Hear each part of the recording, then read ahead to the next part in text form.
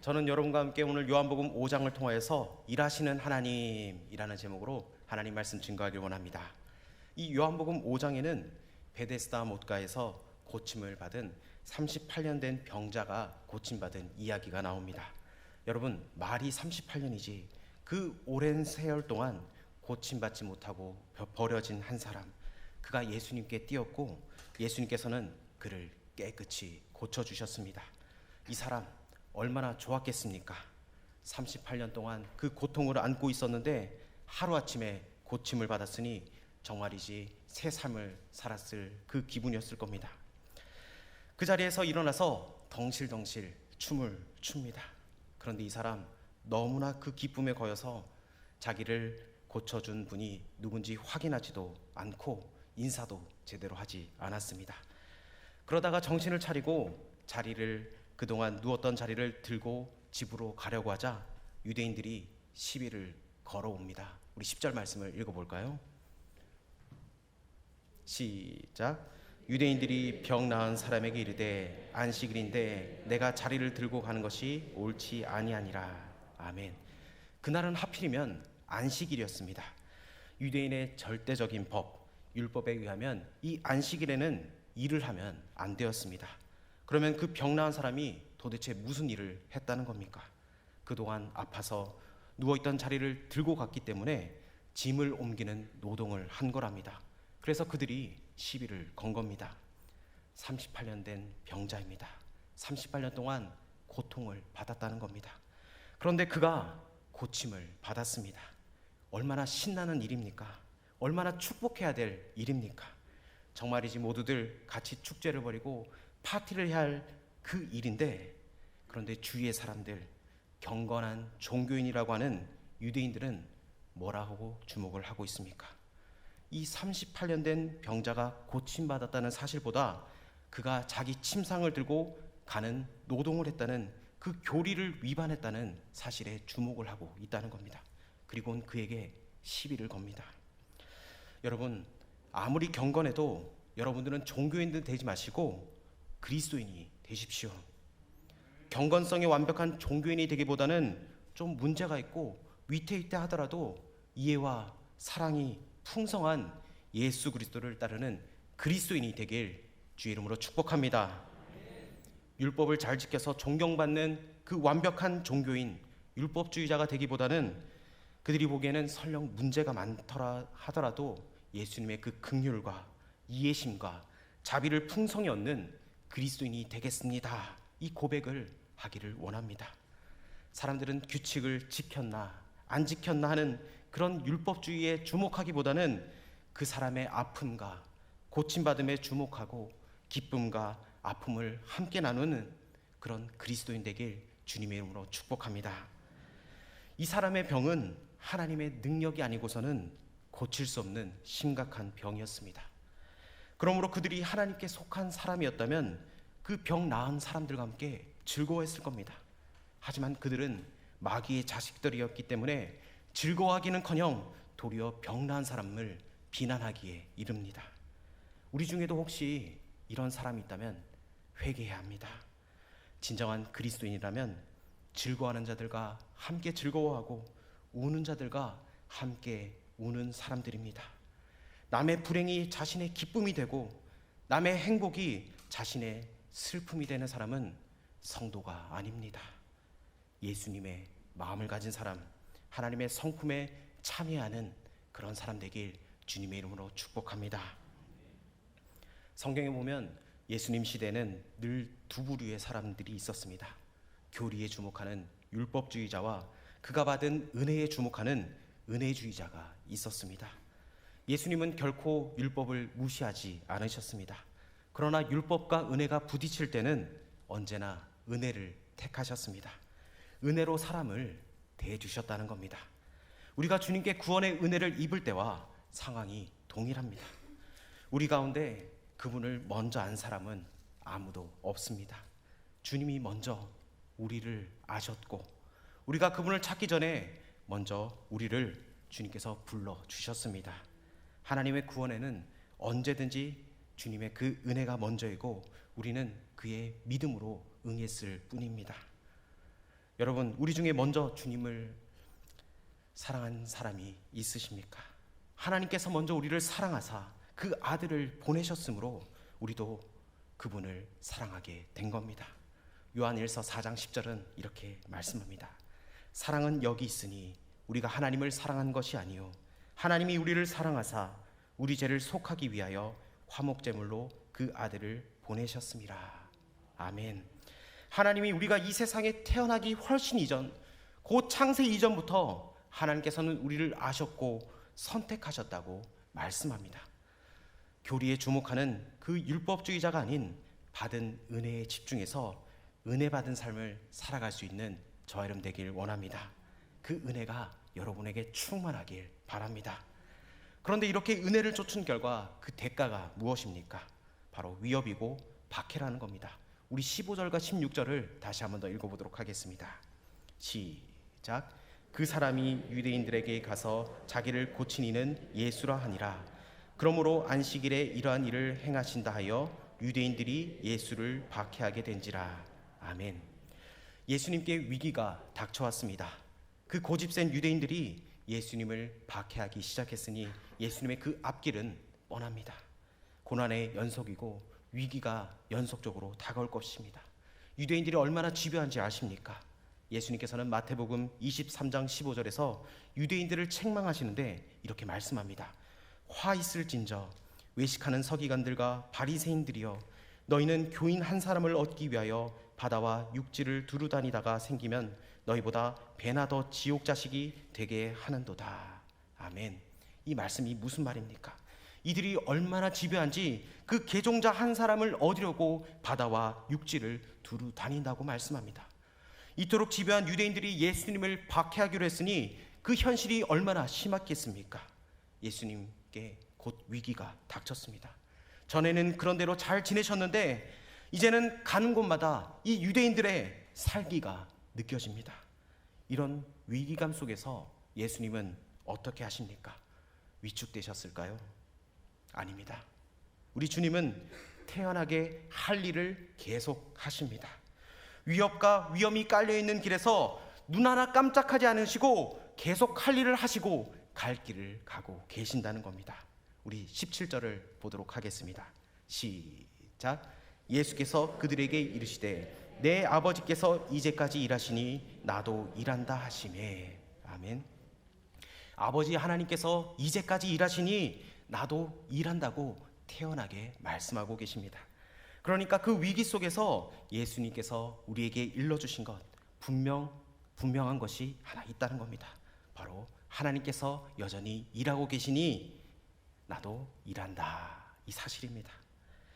우리는 세상을 창조하신 하나님은 이제 구경만 하고 계시는 줄 알았는데, 심판의 때를 기다리며 그냥 계시는 줄 알았는데, 할렐루야 찬양만 받고 계시는 줄 알았는데 그것이 아니랍니다. 하나님 아버지는 여전히 지금도 일하고 계신답니다. 이 사실을 아는 예수님, 위험하다고 일 안 할 수가 없다고 말씀하십니다. 아버지가 일하는데 아들이 어찌 두렵다고 일 안 할 수 있겠는가, 이렇게 말씀하고 있다는 겁니다. 그러면 대체 하나님은 무슨 일을 하고 계십니까? 많은 일들이 있었을 겁니다.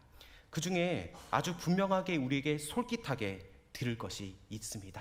이사야 43장 2절 말씀을 우리 자막을 통해서 같이 읽어보도록 하겠습니다. 시작. 내가 물 가운데로 지날 때에 내가 너와 함께 할 것이라. 강을 건널 때에 물이 너를 침몰하지 못할 것이며 내가 불 가운데로 지날 때에 타지도 아니할 것이요 불꽃이 너를 사르지도 못하리니. 아멘. 여러분, 물 가운데로 지난다는 것은 무엇을 의미합니까? 이스라엘은 애굽에서 나와서 홍해를 건널 때에 홍해 그 한가운데를 지나게 되었습니다. 바다가 쫙 갈라지며 양쪽에서 거대한 그 물벽이 생기는 그 한가운데로 길이 나서 지나갔습니다. 여러분이 이런 광경을 본다면 어떻겠습니까?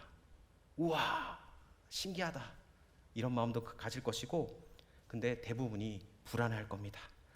여러분, 가까이 대왕암에 출렁다리가 있습니다. 여러분 가보셨습니까? 예, 그 출렁다리 혹시 건너실 때 밑을 본 적이 있으십니까? 그 구멍 뚫린 대로 그 밑을 보면은 여러분 마음이 어떻습니까? 오싹하지 않습니까? 그래서 그 길을 건너갈 때는 반대쪽에 있는 중공업을 보거나 앞에 있는 정면을 보고 나무 우거진 곳을 봐야지 이렇게 가는 길이 그래도 그나마 낫지, 밑만 보고 가면은 지금 저도 손이 아싹한데 여러분, 이것이 바로 두렵다는 겁니다. 이 홍해를 건넌다는 것은 그야말로 그 길을 믿음이 없이는 못 건너가는 길이라는 겁니다. 바다가 쫙 갈라져서 양쪽에 물벽이 생겼습니다. 물벽에 콘크리트 담장을 한 것도 아닙니다. 건너긴 하지만 그 물벽이 언제 무너질지 모른다는 겁니다. 허둥지둥 빠져나갈 수밖에 없는 그런 상황입니다. 이 출애굽길을 보면 이 홍해길이 얼마나 무섭으면 이스라엘 백성들이 하룻밤 사이에 수백만 명이 그 길을 통과했다는 겁니다. 많은 가족들과 그 가축들을 거느리고 수백만 명이 하룻밤 사이에 거기를 통과한다는 것은 매우 놀라운 일입니다. 이는 그들이 그 물속을 통과할 때 지체하지 않았음을 말해주고 있습니다. 두려움 속에서 빠른 걸음으로 통과했음을 보여주고 있습니다. 여러분, 얼마나 두려웠겠습니까? 언제 저것이 무너질지, 그래서 자신을 수장시킬지 모른다는 생각에 하나님을 찬양할 여유가 없었습니다. 그러기에 물 한가운데로 지날 때의 그 의미는 불안한 한가운데를 의미한다는 겁니다. 극도의 불안함을 뜻한다는 겁니다. 강을 건널 때에, 이 말은 여호수아서에 보면 가나안에 들어오면서 그들은 요단강을 건너게 되었습니다. 장마 때라 요단강 물이 출렁출렁 넘치고 있는데 그 당시 다리가 있고 배가 있겠습니까? 이 그들은 법궤를 앞세우고 그들은 강에 들어갔고 그 즉시 그 강이 갈라졌습니다. 홍해 때보다는 덜했겠지만 두려움은 여전했을 겁니다. 불안함과 두려움과 답답함이 강을 건널 때의 심정이라는 겁니다. 여러분, 불 가운데로 행할 때에, 이 말은 다니엘과 세 친구가 그 풀무불 속에서 던졌을 때와 같은 이야기입니다. 그 뜨거움은 물론이거니와 그 넘실대는 그 불꽃을 바라보면서 얼마나 두려웠겠습니까? 저 불꽃이 나의 생을 홀랑 태워버리고 소멸시키려는 그 생각에 어디 여유가 있겠습니까? 바로 두려움뿐이라는 겁니다. 이런 두려움의 현실 속에서 버려진 이들을 어떻게 하시겠다고 말씀합니까? 내가 물 가운데로 지날 때에 내가 함께 할 것이라. 강을 건널 때에 물이 너를 침몰하지 못할 것이며 내가 불 가운데로 지날 때에 타지도 아니할 것이요 불꽃이 너를 사르지도 못하리니, 이렇게 말씀하고 계십니다. 어떻게 그런 일들이 일어날 수 있습니까? 어떻게 내 인생 속에서 펼쳐진 그 강물 속에서 침몰되지 않고 내 인생 홀랑 태워버릴 것 같은 내 모든 것을 죄로 만들어버릴 그 기세의 불 속에서 안전할 수 있다고 말을 할 수 있겠습니까? 성경은 그 이유를 이렇게 말씀합니다. 이사야 41장 10절 말씀입니다. 우리 다 같이 읽어보도록 하겠습니다. 시작. 두려워하지 말라, 내가 너와 함께함이라. 놀라지 말라, 나는 내 하나님이 됨이라. 내가 너를 굳세게 하리라. 참으로 너를 도와주리라. 참으로 나의 의로운 오른손으로 너를 붙들리라. 아멘. 바로 아버지 하나님은 나를 붙들어 주시고 나를 굳세게 하시고 나를 도와주시느라 바쁘시다는 겁니다. 신명기 32장 10절에 이렇게 말씀합니다. 여호와께서 그를 황무지에서 짐승이 부르짖는 광야에서 만나시고 호위하시며 보호하시며 자기의 눈동자같이 지키셨도다. 아멘. 성경은 수도 없이 하나님께서 우리를 지켜주시고 붙들어주시고 도와주시고 인도하신다고 말씀하고 있습니다. 우리가 잠자는 동안에도 하나님께서 불꽃 같은 눈동자로 우리를 지켜주신답니다. 그분은 졸지도 주무시지도 아니하시고 우리를 지켜주신다는 겁니다. 나를 눈동자같이 지켜주시고 보호하여 주신다는 겁니다. 매 순간마다 나를 챙기시고 돌아보시기에 바쁘시다는 겁니다. 태초 이후로 끊임없이 계속되는 그 하나님의 역사, 사역은 바로 이거라는 겁니다. 하나님의 백성들을 지키시고 살리시고 붙들어 주신다는 겁니다. 이것이 저와 여러분에게 해당되는 겁니다. 여러분 따라합시다. 하나님이 나를 붙드시고 지키시고 인도하여 주십니다. 아멘. 그러기에 예수님께서 오늘 분명하게 말씀하십니다. 내 아버지께서 일하시니 나도 일한다. 그 누가 뭐라 해도, 상황이 어떻다 해도 아버지가 일하시니 나도 일한다고 말씀하고 있습니다. 하나님께서 자신을 위해 일하고 계심을 믿는 사람이 평안할 수 있습니다. 여러분, 우리가 세상 사는 사람들과 다른 것은, 세상 사는 사람들은 그 감사의 주체가 없습니다. 그런데 우리는 감사의 주체가 있다는 겁니다. 여러분, 정말 힘든 일을 닥쳤을 때 여러분, 우리는 하나님 아버지를 찾을 수 있습니다. 아버지, 어제 여전도의 수련회 때 목사님이 그 할머니한테 양육받은 그 손자죠. 어떻게 했습니까? 아버지, 아버지, 주여, 주여. 여러분, 그것처럼 우리는 하나님 아버지를 부를 수가 있습니다. 우리의 힘들고 어려운 상황 속에 우리가 붙들고는 바로 우리 주님인 줄 믿습니다. 우리 주님밖에 없습니다. 내가 어찌할 수 없는 그 절체절명의 위기 속에서도 우리가 해야 할 것이 있다면 우리가 주님을 붙잡는 겁니다.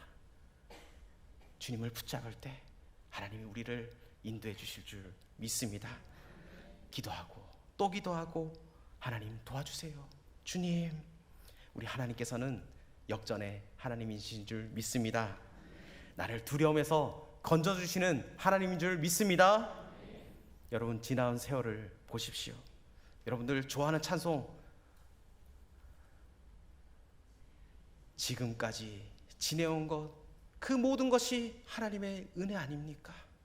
여러분, 갈 때는 모릅니다. 그러나 뒤돌아보면 그것이 하나님의 뜻이었고 하나님의 계획이었고, 하나님이 그런 뜻이 있어서 나를 그렇게 사용하셨구나, 그것을 깨닫는 것이 하나님의 은혜인 줄 믿습니다. 우리는 하나님의 은혜 없이는 살아갈 수가 없는 존재입니다. 하나님께서는 이미 우리를 위해 일하고 계신다는 겁니다. 지금 내가 벅차하고 힘들어하는 것들을 위해 아버지께서 지금도 일하고 계십니다. 그런데 왜 일이 안 풀릴까요? 일이란 게 말 한마디로 다 되는 것이 아닙니다.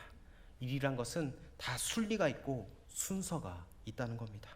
어느 하나를 확 뒤집으면 그와 연관된 모든 것들이 다 어려움을 겪습니다. 그러니 기다리십시오. 하나님께서 일하고 계십니다. 이 세상 만물은 다 연관되어 있습니다. 하나님께서 창조하실 때는, 이 세상을 창조하실 때는 아무것도 없었기에 그저 말씀으로 즉각 모든 것을 다 만드셨지만, 이 세상은 이미 창조된 세상입니다. 그래서 관계성을 가지고 있습니다. 그러나 그 관계의 흐름 속에서 원만하게 이루어 나가실 것이니 우리는 조금 기다려야 될 줄 믿습니다. 물론 절박하게 급한 것은 급한 대로 응답해 주십니다. 그러나 대개 우리의 삶의 모든 면은 자연스러운 그 흐름 속에서 우리 하나님께서 응답해 주십니다. 그러므로 믿고 기다리십시오. 참고 기다리십시오. 이럴 때 성경은 우리에게 뭘 권하는 줄 아십니까? 빌립보서 4장 6절을 우리 자막을 통해서 읽어보도록 하겠습니다. 빌립보서 4장 6절 제가 읽어드리겠습니다. 아무것도 염려하지 말고 오직 모든 일에 기도와 간구로 너희 구할 것을 감사함으로 하나님께 아뢰라. 아멘. 불안해하지 말고 자신을 위해 일하고 계신 그 아버지 하나님을 믿으며 차라리 감사함으로 하나님께 기도하랍니다. 어디 그뿐입니까?